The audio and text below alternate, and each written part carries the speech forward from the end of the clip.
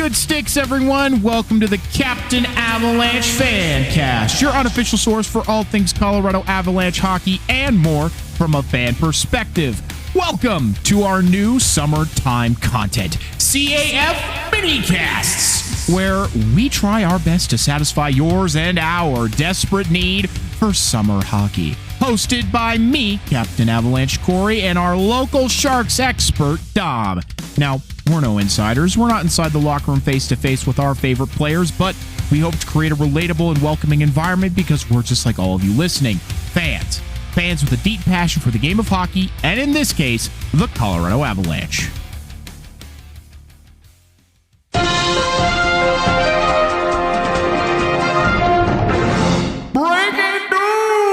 You thought you would only get one Captain Avalanche minicast today?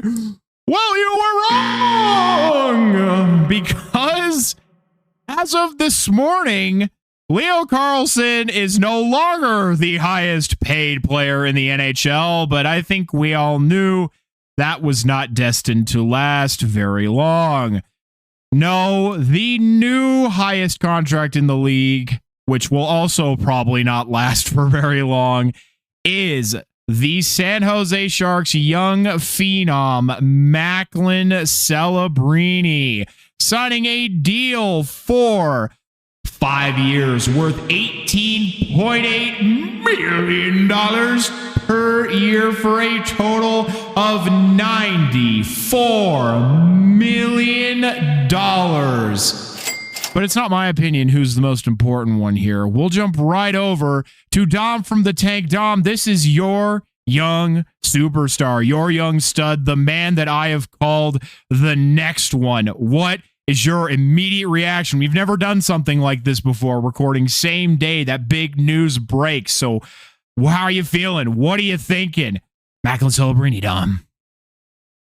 Ecstatic. I mean, put in all the party streamer sounds and post because this is a celebration. And I know some Sharks fans are going to find something to complain about. Why didn't he sign 8 years? Why didn't he take more of a hometown discount? Blah, blah, blah. They're all being negative because this is the best case scenario. We don't have to wait another year stressing, worried what number he's going to put up, where the cap is going to go, what the limit's going to go, how somehow we're going to have to pay even more.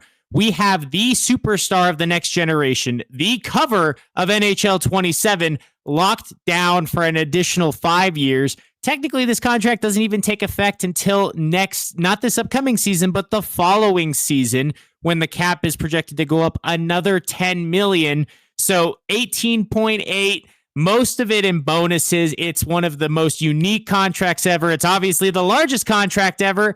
And it's still a bargain because Greer said they would have paid Macklin the NHL limit of 20.8 per year, and Macklin never asked for it. They never got their negotiations. So any disgruntled Sharks fans, ooga fucking booga, this is a great deal for us. We have our guy here for an extra 5 years. Alrighty, everybody, there you have it. That's the end of this little tidbit. No, I'm kidding. That'd be crazy. Upload a 2-minute clip, like might as well have just made it a YouTube short. Oh man, with every single one of these contracts that are signed, I just see Cale Makar's number going up. But, you know, same reaction. It's like, you're not gonna complain. It's one of the best players on earth. But I think for the naysayers, just remember the fact that at 19 years old, Macklin Celebrini has already broken the Sharks' all-time scoring record.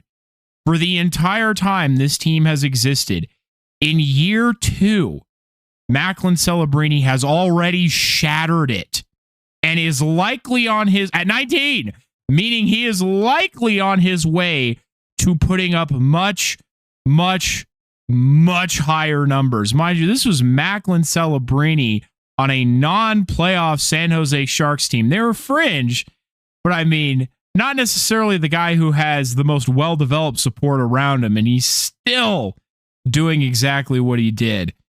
But, you know, I have some mixed opinions myself, because by the way he was talking about it, and again, I ultimately think, before I even say anything else, he's going to live up to this contract And I have to agree with right now, you see that number and you're like, oh my God, that's fucking massive. It's sticker shock as we still continue to adjust to the world of higher NHL contracts. But again, this number will be the equivalent to Nathan MacKinnon's 12.6 here in a few years. And Nathan MacKinnon's 12.6 is going to look really good. Boy, oh boy, Avs fans. Aren't you glad we got Marty Necas signed to that contract now, huh? If we would have waited any longer, man, we would have been dealing with this. Gosh, sorry, everybody. I'm going off on a tangent. That's what 4 hours of sleep will get you and having to talk hockey. But ultimately, there's no doubt in my mind that Macklin Celebrini is going to live up to this contract. You could argue that he already has. And again, as Dom said, this isn't going to kick in until he's 20 going on 21 years old. And the cap has already continued to rise and will continue to rise. So there's not as much concern or worry there. However, I have to say, based on his comments, it felt like there was going to be a more discount, maybe something more around the $15-16 million raise, especially when the Sharks have a lot of other young talent who are going to be demanding contracts. And I mean, again, you're just going to fill out your cap all the same. The numbers are just going to look larger. It's just all about percentage of cap taken up. But, I don't necessarily want to say taking that number jeopardizes anything in the future, but it felt like based on his comments there, it was going to be a slightly lower number, something more around what Connor Bedard took. And instead, here we are. He's now the highest paid player in the league, which it didn't seem like was going to be the case when he initially was talking about signing an extension.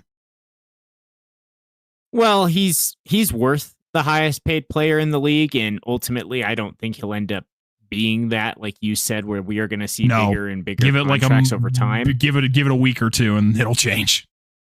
But everybody would agree he's worth more than Leo Carlsson. With Bedard's injury history, he's worth a lot more than Bedard. So I would just like to say those comments from Macklin also came out before the offer sheet, before Leo Carlsson and the Flyers in particular offering it to him broke the market. So Sharks fans, if you want to be mad about anything, go be mad at the Flyers for offering that ridiculous offer sheet and upping the price tag across the league for everybody. But we're just going to be the first ones to feel the impact of this, and our guy is worth it. Even if that didn't happen, he'd still be worth $20.8 million, and maybe we got him at 15, like you're saying, Corey. But ultimately, we can make this work. We still have nearly $35 million of cap space for that next season in 27-28 when this contract kicks in and takes effect. So we've got space, and then from then onwards, the cap just keeps going up. In that initial season, it's going to be 16.5% of the cap. Yeah, that's steep. But also, you're getting Macklin when he's already in his prime. Oh, by the way, gotta mention, because the hockey guy mentioned it, when did Sidney Crosby go to the Cup final the first time? Go on that massive run? In season number 3. What's Macklin going into? Season number 3. If he's the heir apparent, everybody should not be sleeping on the Sharks. They should be an outside bet to make it all the way to the Cup final even. Now that the top 9 is going to get filled out, it's going to be a lot better. It's going to be a hard team to play against in a division that's widely considered to be the weakest. Put this Sharks team, Macklin Celebrini, locked up. Also reported today was the fact that Will Smith, they're looking to get a long-term deal done. So even though Macklin might be 5 years, trying to get Will Smith done closer to that 8-year mark, somewhere in that 9 to 12 range. So it's not like we're going to see his spike too much from what around the league seems to be agreeing on the price value range. And then also that terms are close for Colin Graff. Sharks fans, I know I've been stressed too, but we're going to get double good news here where we got Macklin figured out for the future. We're going to get him through his first year of unrestricted free agency until he's 26. So that's one thing figured out. Now let's get Graff locked up next. Our top 9 is going to be locked down solid. Guys you'd be seeing battling for the 10th spot on the roster are going to be battling for the 13th spot this year in Delandria, in Gaudette. And that's crazy to think about how even though the focus has been on improving the defense, the offense is still going to look really good and locked down moving into next season. Look at this graph. Yeah, I know Colin Graff, as we talked about in our other little short this week, is a big point of contention for Sharks fans and how much they want to keep their guy around. And I mean, it just reminds me a lot of like Logan O'Connor when his contract was coming due. Avs fans were like, you do whatever it takes to keep our guy, because fans always fall in love, I think, with those bottom six guys who have top six potential. Colin Graff, I'm not just immediately assigning him to the bottom six. I know he has a lot of skill, but it's those grittier guys, those grindier guys that you really just kind of love. Of course, we love our superstars, but we love the people who feel maybe a little closer to earth, I think is the right way to put it. But I mean, ultimately, regardless of what people think, like, oh, he said he was going to take a fucking discount. Yeah, I see it from that perspective, as I've already mentioned, but I also see it from the other side, as Dom's saying, $18.8 million is a discount. Because again, the max right now is $20.8 million, and as the cap rises, so does the max. So the fact that you got him at this number and not at what could arguably be a much higher number, especially as he starts to go into his prime, I will say, I think that's the one unfortunate part. Yes, it's good that the contract ends when he's a restricted free agent, so then, you still have his rights. It's a bit easier to hold on to him that way rather than him being an unrestricted free agent. But I think the caveat is he still won't be fully into his prime. Like we would say that Connor McDavid, Nathan McKinnon, Cale Makar, those guys are now fully into their primes at the ages that they're at, between like 27, I'd say 27 and like 30.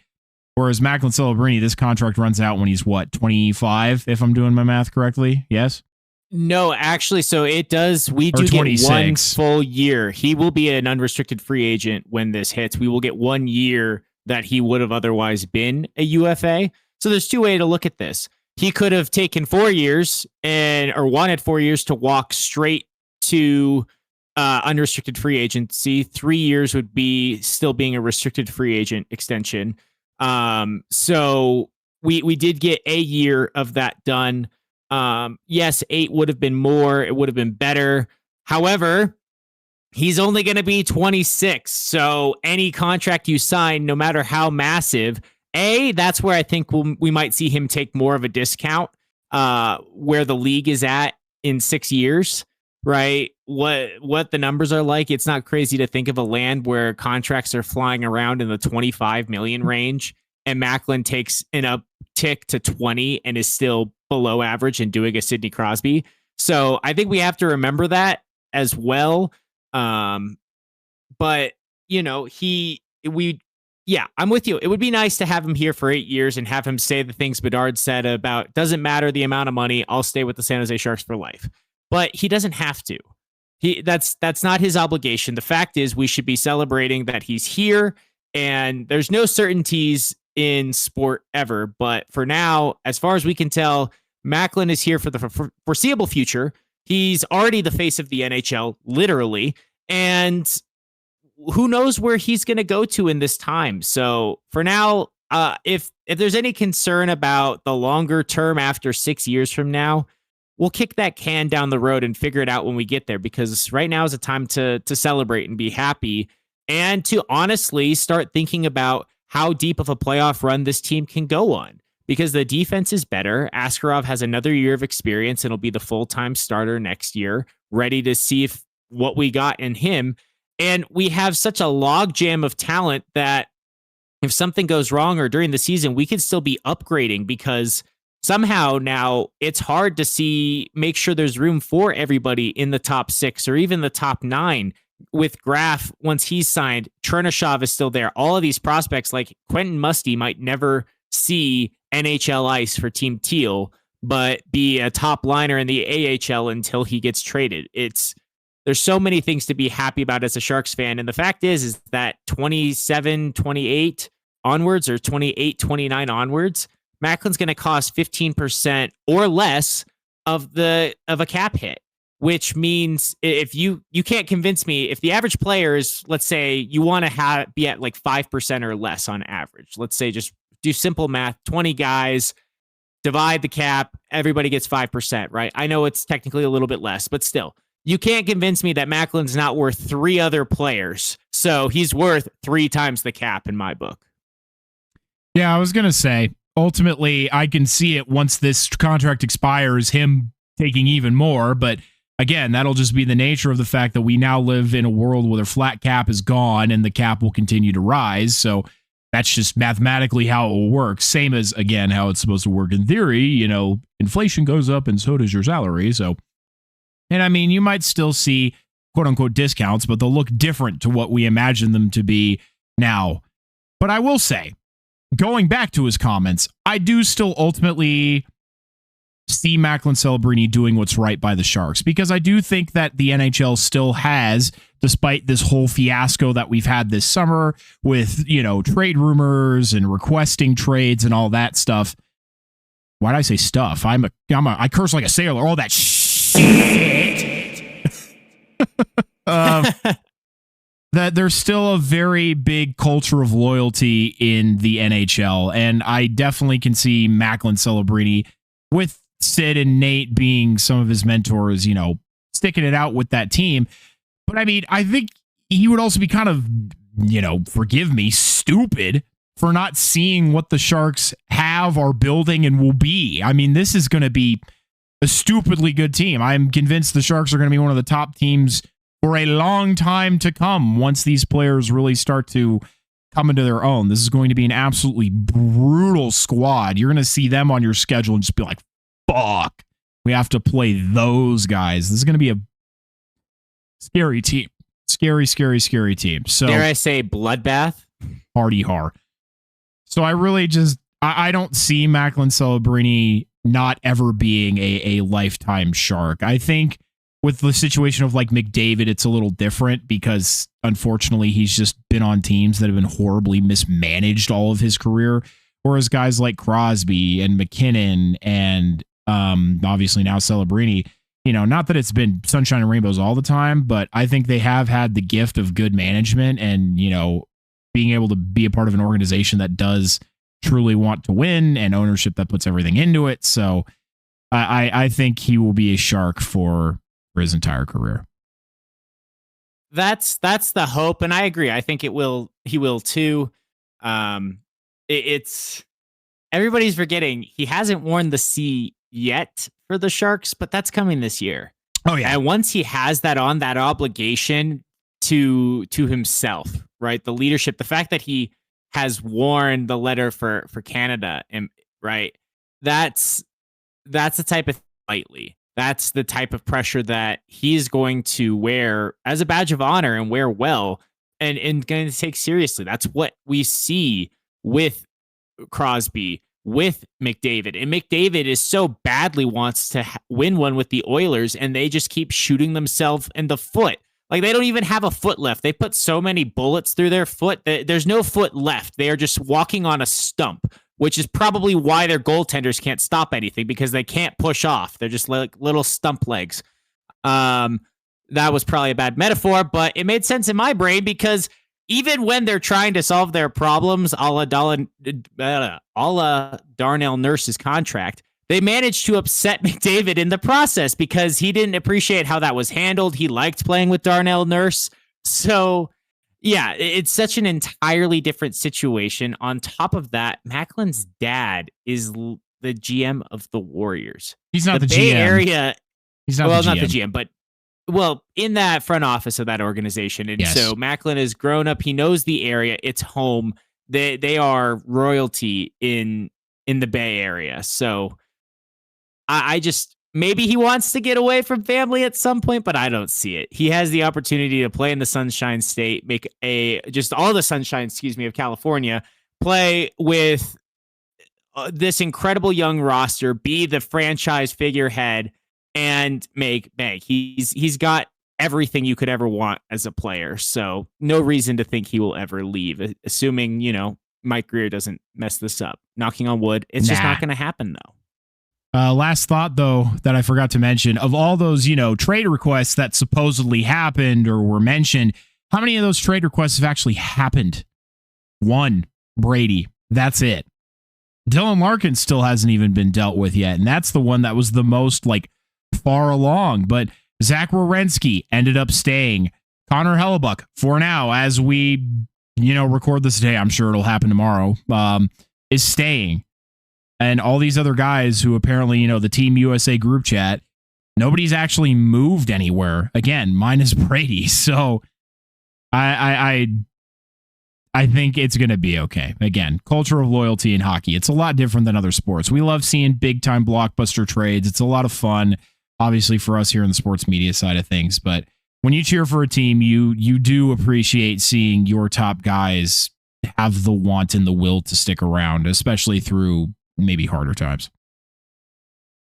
Certainly. And, as fans, we've stuck around through hard times. I know we talked about, I don't know if it was in our last official episode or in the minicast that'll be out at the same time, but talking about 2019 and that being the last time the Sharks were in the playoffs. It's been a long time. It's been a hard run, and we're going to come back with a vengeance here. So for all the fans, all of the true loyal fans who've stuck it out, who've been going to the games, been supporting the team, this is the reward. I think that loyalty goes both ways, and so the loyalty of a fan base is just as important as the loyalty of the players to be there even when it's tough. And the tank was empty at times, and it's great to see it back. But for all of those fans who've been there the whole way, just want to shout you guys out as well for being the real ones, being loyal to a fault even, and suffering through with the team. And now the light is here. But tell us what you think. Do you think it's an overpay? Do you think Macklin Celebrini will live up to this contract? Are you happy about it, Sharks fans? How about you, Avalanche fans? What do you think of all of this nonsense? Are you ready to see what Cale Makar's number is going to be? Let us know, and however you feel the most comfortable. But this has been your breaking news segment for the day. You got some double trouble. What a treat for all of you, but keep it tuned. There may be more of these coming in the next few days as these contracts start to fall, because Bill Guerin said him and Quinn Hughes are set to meet for an extension. So we'll just have to wait and see what's going to happen next. Well, everyone, the clock is counting down to the final horn. We really appreciate you taking the time to listen to this CAF minicast. If you have something you want to know about the Avalanche, Sharks, or just hockey in general, or have an idea for future segments, reach out to us on our socials or email, and we'll be happy to try and answer it or include it. The best thing you can do if you like what we're doing here is to follow us on whatever platform you're using and to share this podcast everywhere you can with everyone you can. I'm Captain Avalanche Corey. And I'm Dom from the Tank. Check out our new episodes every week. Thanks, everyone.